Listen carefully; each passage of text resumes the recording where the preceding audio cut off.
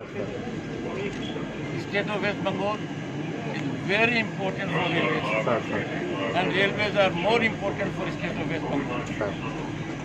Our railway minister Piyush Goyal is doing much for us, and that will transform the area. I have no doubt about it. Sir train का सफर कैसा रहा? Sir? लोगों पश्चिमा। My greetings to all of you. We have had a great festive season.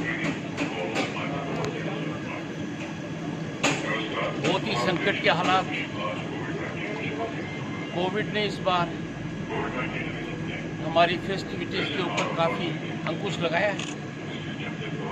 Calcutta उच्च न्यायालय ने बहुत अच्छा निर्देश देकर हालात को काफ़ी काबू में किया है। पूजा में कोई कमी नहीं आई है, फेस्टिविटी में कुछ कमी आई है। बहुत लोगों ने जो क्रिएटिविटी करते हैं, मैनेज करते हैं, प्रतिभा दिखाते हैं, उनको हताशा मिली। अगली बार ऐसा नहीं होगा। अगली बार दुगने जोश के अंदर मनाई जाएगी। तब कोविड नहीं रहेगा। कोविड का संकट विश्व पर है, देश पर है, प्रांत पर है। आप सबसे यही गुजारिश करूँगा, बेपरवाह मत होइए। थोड़ी सी लापरवाही बहुत बड़ी परेशानी में डाल सकती है।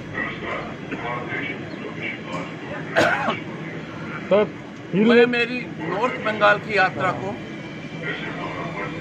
एक पिलग्रिमेज मान रहा हूँ। पश्चिम बंगाल का बहुत महत्वपूर्ण हिस्सा है। नॉर्थ बंगाल में बहुत बड़ा पोटेंशियल है। नॉर्थ बंगाल की प्रतिभा का, टूरिज्म का, इकोनॉमी का, वहाँ के ट्रेड का भरपूर एक्सप्लॉयटेशन होगा। लोगों को बहुत राहत मिलेगी। बहुत सुंदर इलाका है, किसी प्रकार की कमी नहीं है। कुछ इश्यूज हैं, लंबे समय से इश्यूज हैं, और देश बदल रहा है। दुनिया देख रही है कि देश बदल रहा है। जो 70 साल में सोचा नहीं, वो संभव हुआ है। क्या किसी ने सोचा था भारत के संविधान से आर्टिकल 370 हटेगा? नहीं सोचा था।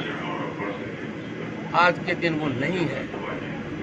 मतलब एक दृढ़ निश्चय है, दृढ़ संकल्प है। देश बदल रहा है, दुनिया देख रही है, भारत बदल रहा है। We must always keep our nation first. और नॉर्थ बंगाल की भी जो कुछ समस्याएं हैं, उनका दूरदृष्टि से निराकरण निश्चित होगा। मेरे मन में कोई शंका नहीं। जो गोठालैंड का डिमांड है, उसके बारे में आपका क्या ख्याल है? मेरी बात तो सुनने पहले कि अगर आप पत्रकार होकर एक सकारात्मक धारा को नहीं समझेंगे, इतनी बड़ी बात को यदि आप नहीं समझते कि 370 के बारे में कल्पना की थी, सोचा था कभी? कहते थे नहीं होगा, हुआ। दुनिया ने देखा और गले से आसानी से उतर गया।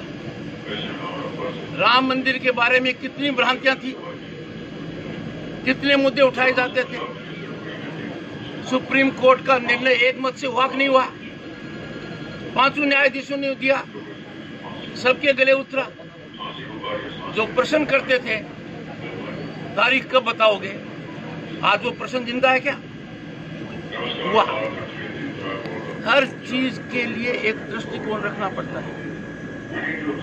राज्य का प्रथम सेवक होने के नाते भारत के संविधान में अटूट विश्वास रखते हुए मेरी शपथ क्या है?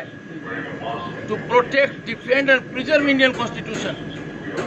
मेरी बात को ध्यान से रखिए। समस्या का निराकरण निश्चित है। समस्या का निराकरण होता रहा है। आज किन की चर्चा कर रहे हैं हम? आज किन के बारे में बात कर रहे हैं? लौह पुरुष सरदार पटेल। कितनी कष्टदायी स्थिति में उन्होंने कार्य किया था, सफल हुआ। कुछ बचा, वो पूरा हो रहा है, होगा। मैं पहले भी नॉर्थ बंगाल 3 बार जा चुका हूँ, पर दार्जिलिंग पहली बार जा रहा हूँ। दार्जिलिंग जाना पश्चिम बंगाल के राज्यपाल का दूसरी जगह जाना नहीं है। दार्जिलिंग में पश्चिम बंगाल के राज्यपाल का राजभवन है। मैं मेरे एक कार्यालय से दूसरे कार्यालय में जा रहा हूँ। That is why I call it a constitutional pilgrimage to North Bengal, which is very, very important part. वहाँ का जो पोटेंशियल है, जो प्रोस्पेक्ट्स है, जो देश और दुनिया में हमें नाम दे सकते हैं, उसके बारे में चर्चा करूँगा, लोगों से करूँगा, टी गार्डन के वर्कर से करूँगा, टी गार्डन में स्टेक होल्डर से करूँगा, वहाँ का टूरिज्म कैसे बढ़े, कनेक्टिविटी कैसे आगे जाए, लोगों का मन यदि किसी बात के लिए चिंतित है, वो उद्वेलित है, वो रास्ता चाहते हैं, उनकी बात को समझा जाएगा, सामान्य आदमी से समझा जाएगा, इंटेलेक्चुअल से समझा जाएगा, कल्चरल गहराई से देखूंगा। चांसलर होने के नाते बहुत से विश्वविद्यालय हैं, उनके वाइस चांसलर से चर्चा करूंगा। मैं बहुत बड़ी उम्मीद, तैयारी और होमवर्क के साथ जा रहा हूँ, and I am very sure about it, things will change. ऐसा कोई कदम देश और प्रांत में नहीं हो सकता जो रूल ऑफ लॉ के खिलाफ है, जो संविधान के विपरीत है। क्यों? यदि अगर आप कानून के खिलाफ काम करेंगे, संविधान के खिलाफ काम करेंगे, तो देश और प्रांत में डेमोक्रेसी खतरे में पड़ जाएगी। राज्य का प्रथम सेवक होने के नाते पहले हाथ जोड़कर गुजारिश करता हूं सबसे, खास तौर से सरकारी अधिकारियों से, बड़े सरकारी अधिकारियों से, please be public servants, don't be political servants. You cannot be allowed to be political servants. Your conduct does not allow you to be political servants. The moment you become political servants, you commit major misconduct. और आप democracy की आत्मा पर बहुत बड़ा कुठाराघात करते हैं, public servant का चोला पहनकर पॉलिटिकल काम करना। ऐसा मेरी आंखों के सामने हो रहा है। कुछ लोग तो समझ गए हैं, कुछ समझने में देरी कर रहे हैं। जो देरी कर रहे हैं बहुत बड़ी गलती कर रहे हैं। They have no idea the long arm of law will catch up with them, and I am sure about it. ऐसे मौके पर मैं और कोई प्रश्न करना जरूर नहीं समझता, पर चूंकि मैं हूँ यहाँ पर, I will take 3 questions. Gorkhaland के बारे में, अगर दिल्ली दार्जिलिंग जा रहा है, गोरखालैंड का डिमांड बहुत पुराना है, क्या बोलेंगे इस पर? यही सवाल है, एक ही सवाल। और एक कोई क्वेश्चन?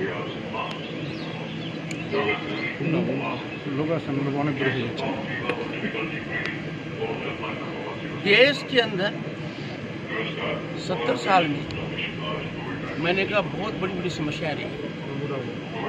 लोगों ने सोचा नहीं था कि क्या उन समस्याओं का निराकरण होगा। एक समय था जब लोग नाउम्मीद हो गए थे, और मैंने आपको 2 ठोस उदाहरण दिए। आर्टिकल 370 का उदाहरण दिया। आपने देखा होगा 3 दिन में क्या हुआ है। जम्मू में, कश्मीर में, लद्दाख में आप और हम जमीन खरीद सकते हैं, खरीद सकते हैं कि नहीं? सोचा था कभी? 370 विलोपित हो गया, राम मंदिर का हुआ। Indian constitution allows solution to every problem. एक ही माध्यम है, consensus, communication, understanding and deliberation. पर मेरे मन में कोई शंका नहीं है। पुलिस थाने में एफआईआर दर्ज हो सकती है, इनकम टैक्स असेसमेंट नहीं हो सकता है। कोई फर्क इसमें?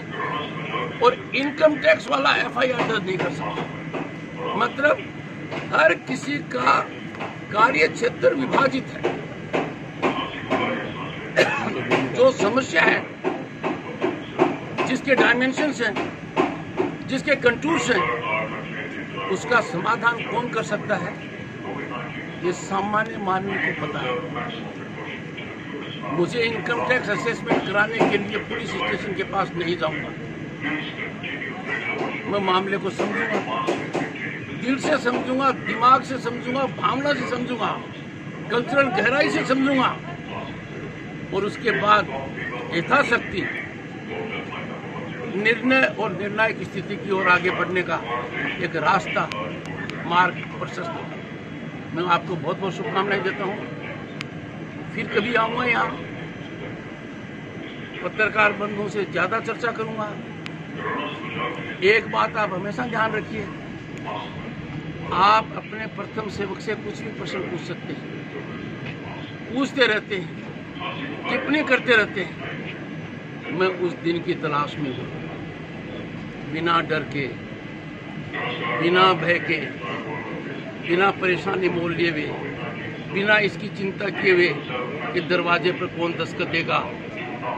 क्या ये प्रश्न आप पूछ पाएंगे जिनसे आप पूछना चाहते हैं? जिस दिन वो होगा, मुझे राजनीति के अंदर और डेमोक्रेसी में एक सुधारवादी बातें नजर आएंगी। जिस इलाके में मैं बैठा हूँ, मेरे लिए चिंता का कारण है। प्रांत में बड़े बड़े रिटायर्ड अधिकारियों को ले लिया है, पुरकाश्ता स्टेट सिक्योरिटी एडवाइजर, ये one other senior IPS officer retired, principal adviser internal security. क्या हो रहा है? कहाँ तंत्र है? अलकायदा पांव फंसा रही है, अरेस्ट हो रहे हैं। जो बाहर अरेस्ट हो रहे हैं उनके कारतंत्र यहाँ से मिले हुए हैं। बताइए, कोई सप्ताह गुजरता है जब इलीगल बम मेकिंग के यूज से किसी की मौत न हुई हो, किसी घटना में फ्रीली बम नहीं फैलाए जाते? निकलता है क्या? कोई सप्ताह निकलता है जब बर्बरता का तांडव नृत्य नहीं दिखाई देता हो, पॉलिटिकल किलिंग्स का? ये सब होता है। मैं जनता को नाउम्मीद नहीं कर सकता कि we can't have fair polls, we shall have fair polls. Come what may we will have fair polls, we will have violence free polls. अब ऐसी स्थिति नहीं करने देंगे कि सरकारी वाहन, सरकारी दफ्तर, चाहे पुलिस स्टेशन हो, राजनीतिक काम के लिए उपयोग में नहीं ला जाएगा।